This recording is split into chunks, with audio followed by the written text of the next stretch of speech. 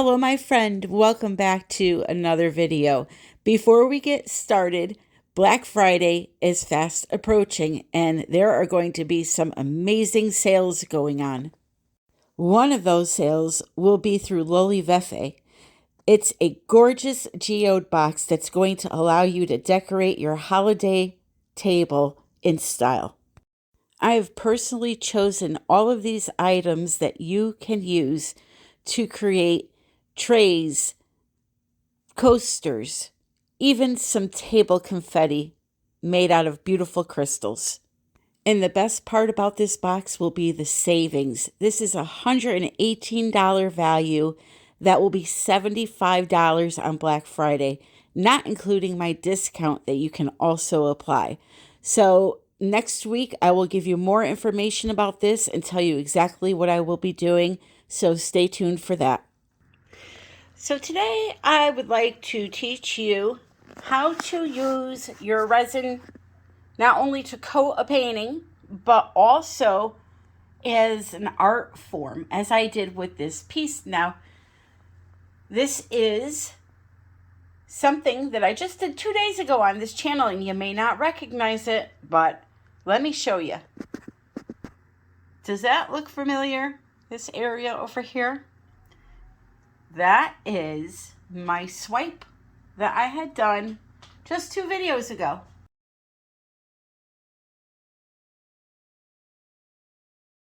You can see how I was able to transform it into what I feel is a fantastic piece of art. And it's so simple to do. If you are a person that has been holding off on resin because you're scared, you know it's kind of pricey and you don't want to waste it and you don't know what you're doing, I'm going to help you get over those fears, because as you can see, you can really create some magical effects just by adding a little bit of colorant to it and a little bit of heat. And if you don't want to go out and spend money buying resin pigments, I'm going to give you some alternatives that you probably already have for acrylic pouring. So look at this area here. It looks like a bunch of coral just ready to jump out. So let's get started so I can help you on your journey to learning another art form. So KS resin is a 2-part resin. All that means is that you need equal parts of each bottle. Okay, there's a resin and there's a hardener. When you combine them, it starts a chemical reaction which makes the resin start to turn into a solid, makes it turn into solid, from liquid to solid. You must always, always, always measure with a measuring cup, or as I do, grab some plastic cups that have lines on them and pour up to the same line in each cup. Once you get a little more advanced and you can look at a canvas like I can and say, okay, I know that needs 6 ounces of resin to cover. Once you get to that state, you won't need a measuring cup so much. But until you do, you have to measure. ARTResin.com has a calculator where you can put the dimensions of your canvas, 8 by 24, into the calculator, and it will tell you exactly how much resin you use. Here's the thing. If it tells you you need 5 ounces of resin, make 6, because it does not calculate for the sides.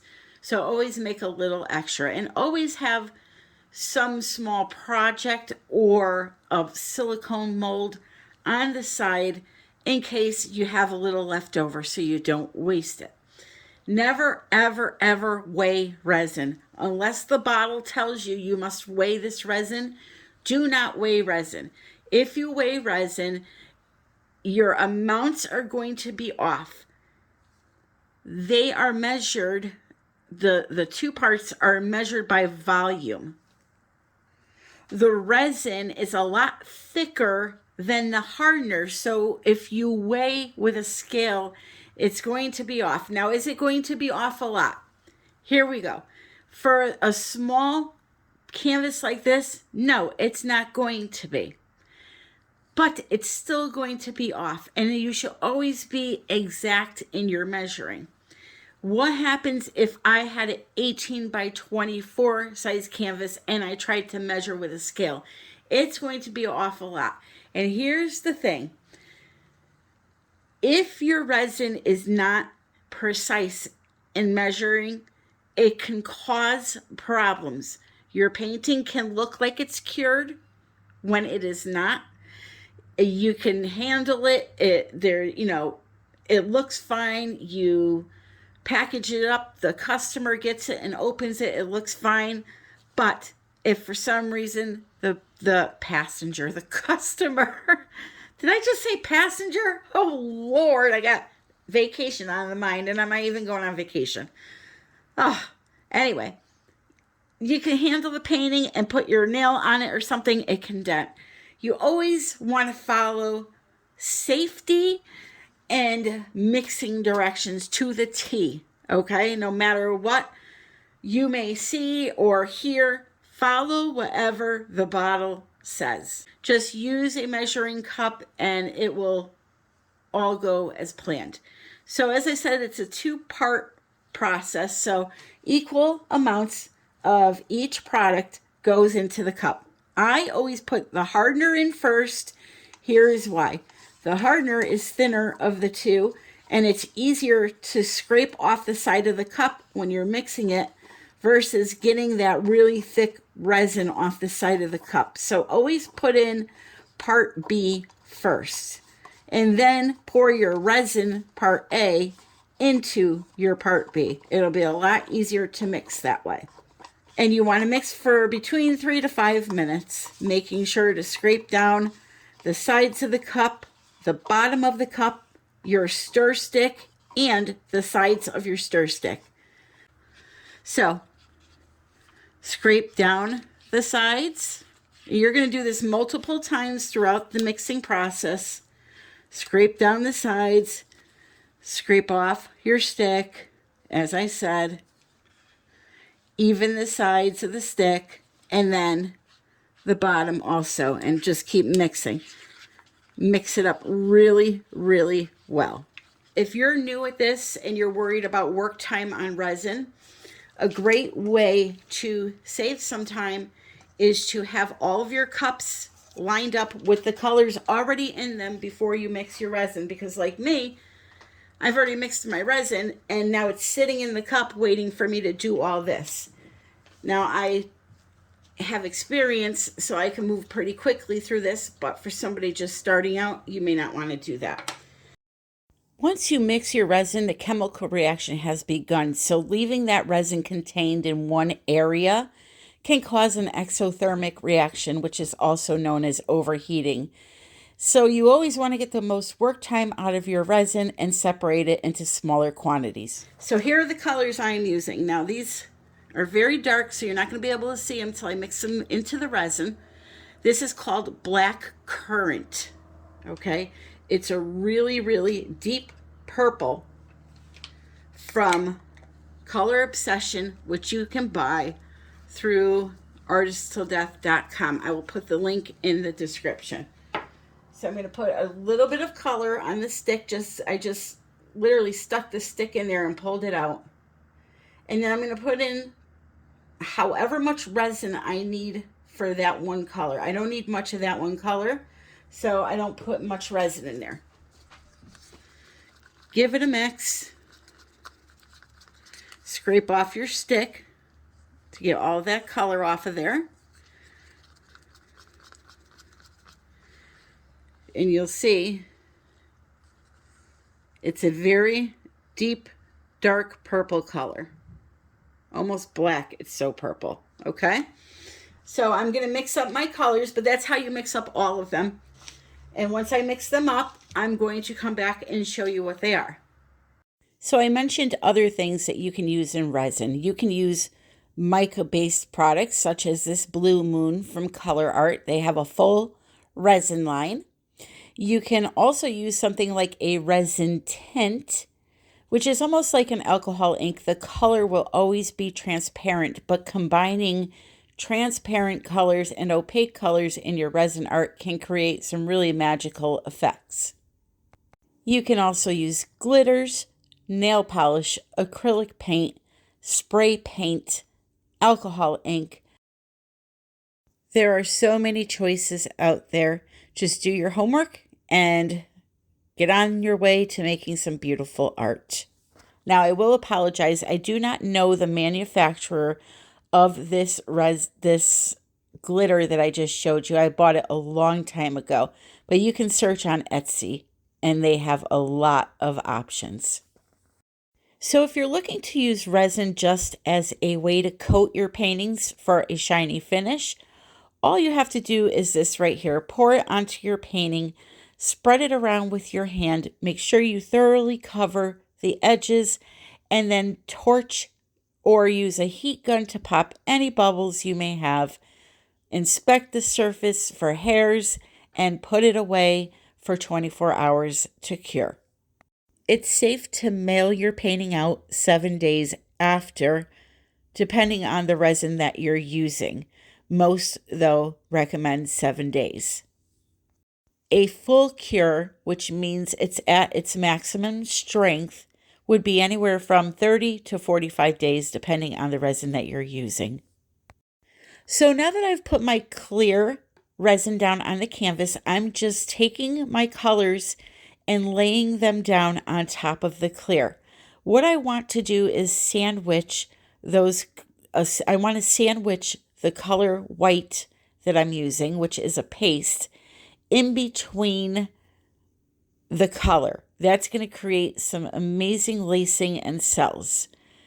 I wanted to take a piece of butcher paper and kind of spread that white out a little bit before I started blowing all the colors around.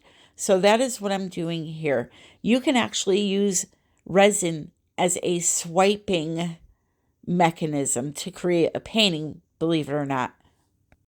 To achieve lacing and cells in your resin art, you need to incorporate something like a resin paste. This white is a good example, Angel White by Resin. That will help create lacing and cells. Resin on its own does not create cells, no matter the brand or type.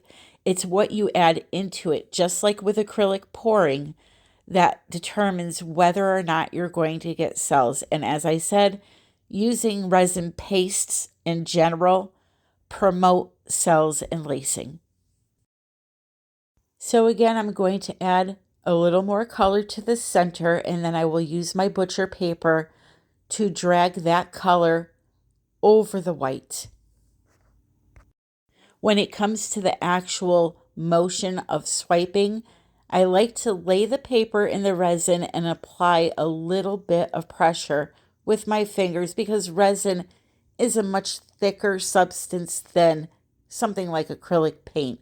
So a little more pressure is needed. So here we go. This is real time. This is how slow I'm actually going. And the thing with resin is it's very forgiving.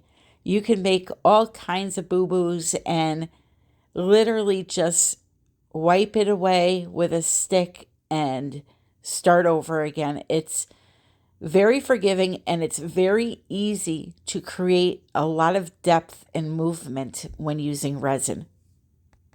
When we do acrylic pouring, we have to worry about placement of color. You know, we want the darker colors on the bottom so you get that depth, and resin is a total different beast. In a lot of ways, it's actually easier than acrylic pouring. The colors just tend to blend so much easier, and it's so versatile. There is so much that you can do with it. You can literally take some color and pour it in a straight line down the center of the canvas, and then pour some crushed glass down the center, and it's a beautiful piece of art. So it's very simple to work with once you get over the fear of using it. So now I'm going to teach you how to blow the colors around to create lacing, cells, and some depth. First, you want to heat the area that you're working in just by whirling your heat gun over that section. And then once you see the resin starting to move a little bit, you want to go in for the attack. Start pushing it upwards, downwards, side to side. Just look at the colors and see where they are taking you. Figure out your composition by looking at where the colors are moving and try to envision a design that you want in your mind. So you can see that the lacing is starting to develop in the white areas, and the longer it sits, the more it will develop. So I'm just kind of designing my painting around that original painting. I'm taking my time. I have all my color on the canvas and just relaxing and enjoying the process. So there is such a thing as too much heat. You do not want to stay in one area for too long or torch in one area for too long. You can scorch your resin, and when it cures, you'll notice a bunch of little pot marks in your resin surface. So you just want to be sure to work on an area kind of quickly and move on to the next. And if you don't achieve what you want, when you're in that area and trying to move away from it, go back to it. Let the resin cool a little bit and then go back to it. So here I'm just showing you up close how to create that movement and blend added color into an area that's already existing.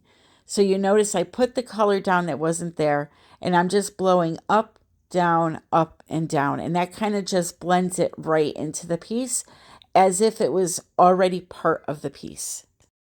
I like to save the glitter for last, just to draw some lines through the artwork with. You can see just how slow I'm going, but the reason why I like to do that is because the thicker the resin gets, the more controllable that glitter is. Glitter, when you heat it up, it likes to spread out throughout the painting. I want to keep solid lines of glitter, so I let it sit and get a little warm in the cup, and then I start to add it in. However, if you wanted glitter all over the canvas, you can just add it in when you first start your painting. You can actually do a top coat on your acrylic pour with glitter. Just add a little bit into your clear resin and coat it. It adds a beautiful sparkle. So I'm getting close to the end here. I hope you enjoyed this video. I love all art, not just acrylic pouring, although that's what I do a lot on my channel. I just really love all of it, and I just want to show it to you so that you can maybe have some options to explore and to try something new. Now that I'm done, I'm going to torch it, put away for 24 hours, and then I will come back and do a clear coat over the entire piece to seal everything off. So there you have it. It's all dry, complete. I love it. It almost reminds me of some mystical mountain in a fantasy movie. And these are the pathways leading up to the top. So if you're interested in this 8x24, just shoot me an email, artbytammy@yahoo.com. I want to thank you for joining me. Don't forget to check out that description for all of the information that you need on products I use, my Amazon shop link where I have all of the supplies that I use, well, most of them, organized into categories, artisttilldeath.com for the beautiful resin pigments, and so much more in that shop. And of course, the wonderful KS resin that you need to do this. All right? I love you all, and I hope you're all having an amazing day. And until the next time, my friend, happy pouring.